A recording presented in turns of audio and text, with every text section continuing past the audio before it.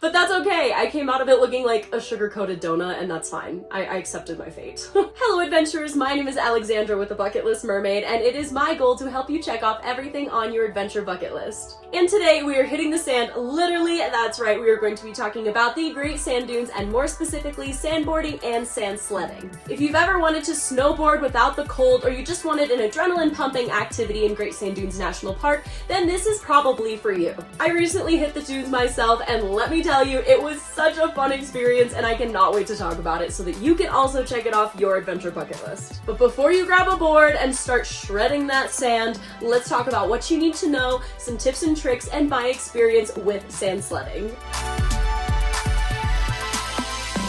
So getting started, what exactly is sandboarding? Think about it as snowboarding, except you're on the sand. It's a very, very hard concept to grasp. And instead of carving down those powdery slopes, you are instead carving down sand.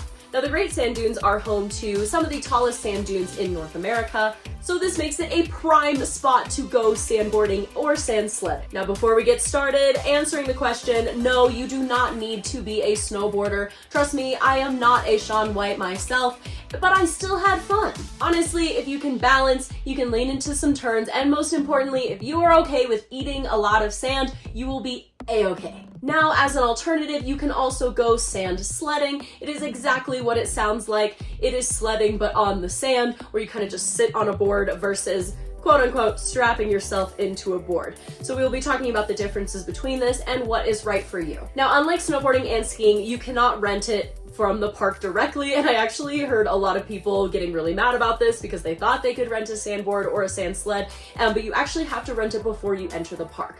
There's a place in Alamosa that you can go, and then also for me, I RV full-time, so I was staying at the Oasis, and I just rented all my gear from there. I would recommend it. It was like 5 minutes away. Can you use a normal snowboard or a sled? I did actually see this, and I would not recommend it. It will not cut it. You need specific gear that is made for letting you glide over sand, not snow, because they are very different. So where do you go in the Great Sand Dunes National Park in order to sand sled or sandboard?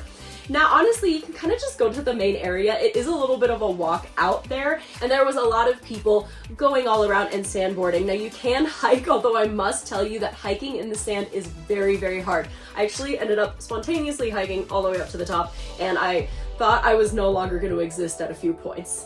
It's hard, trust me, especially if you're going in the summer. But you can just hike to the little area. You will see all the other people sandboarding. It's a very common activity, and you can just go there. So here are the steps that I learned from sandboarding, and I got this from the national park as well as the Oasis, like the store that I rented from. So step 1, you are going to climb up to the dune that you want to sandboard down. Step 2, wax the board. Now, unlike the other things, I actually ended up waxing it after every single run, and he kind of explained it to me like you do a crayon, so you like scribble a crayon all over everything. It was kind of fun. I felt like a little kid, but you have to wax your board. Next, with the board pointed down, you lead with your dominant foot. Now, this is kind of different from snowboarding. You have to shift your weight in a different way, but you actually lean your body weight back and then start to go down, and literally just stay on there as far as you possibly can. Now, if you are feeling extra talented in this, you can start putting weight on your heels and your toes, and you can start to carve like a snowboard. However, it does feel a little bit different, so keep that in mind. Now, if you do start to feel unstable, start to bend your knees and try to carve for as long as you can until you gracefully fall and get sand everywhere. Spoiler alert, you will fall. Just accept it. Sand will be everywhere. I'm still finding sand from this. It's just a part of the experience, and deal with it. And if you are going to fall, try to aim to fall on your butt versus your face. Trust me, you'll thank me later. I fell on my face, and I, again, just ate the sand.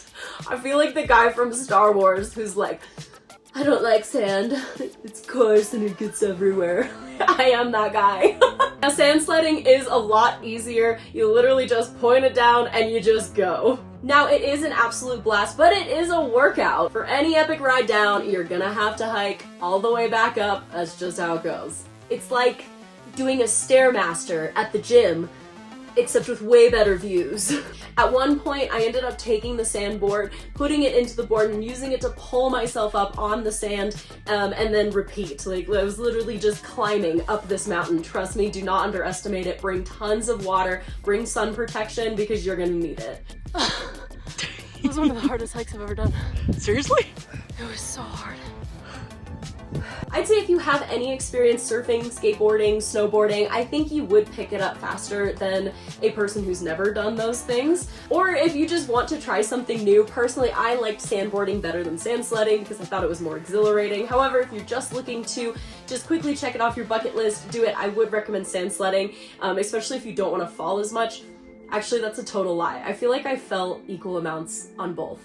So you're gonna fall either way, but that's okay. I came out of it looking like a sugar-coated donut, and that's fine. I accepted my fate. Now, if you are looking on where to rent gear, what time to go, and all the nitty-gritty details of sandboarding and sand sledding at the Great Sand Dunes, I would highly recommend checking out my blog post article. I wrote an entire guide as well as a vlog on my actual experience with sandboarding. So if you are interested in learning more, that guide is going to be a great resource for you to check it off your bucket list. So would you try sandboarding at the Great Sand Dunes? I want to hear your thoughts. If you have already checked this off your bucket list, I would love to see you doing it. And again, if you are planning your own sandboarding adventure, definitely make sure to check out that guide on thebucketlistmermaid.com for all of the information. And again, if you do this, definitely share it, tag me. I would love to see your epic rides and those epic fails. Thank you guys so much for watching. I really appreciate you coming to my channel. If you did like this video, or if I've given you any helpful information, it would really mean the world to me if you just hit that subscribe button so that you can keep up to date with any adventurous activities that I cover, so that I can help you check off your adventure bucket list. Also, this is Emmy, and that's Mo, and it's snowing outside. Maybe I'll go actual snowboarding. It'll be great.